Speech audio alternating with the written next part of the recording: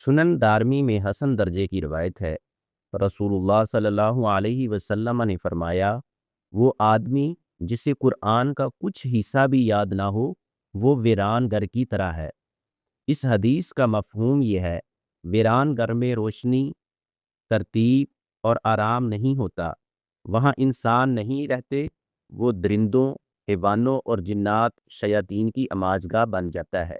بالکل اسی طرح جس دل میں قرآن نہ ہو، یعنی بندے کو قرآن کی چند صورتیں بھی زبانی یاد نہ ہوں، تو اس کا دل جنات، شیاطین اور گمراہیوں کا اڈا بن جاتا ہے۔ ایسے بندے کے دل میں نورانیت، نور اور سکون نام کی کوئی چیز نہیں ہوتی۔ اپنے دلوں کو قرآن کریم سے خالی نہ چھوڑیں۔ آج اور ابھی عہد کریں کہ کم از کم 30واں سپارہ، اس سے چھوٹی صورتیں ضرور زبانی یاد کریں، جس سے ہمارے دل ویرانی سے بچ سکیں، اور کبھی نماز پڑھانے کا موقع مل جائے تو آپ بے خوف نماز پڑھا سکیں۔ یاد رکھیں، جس دل میں قرآن کریم بس جاتا ہے وہ کبھی ویران نہیں رہتا، وہ دل اللہ کی رحمتوں کا مسکن بن جاتا ہے۔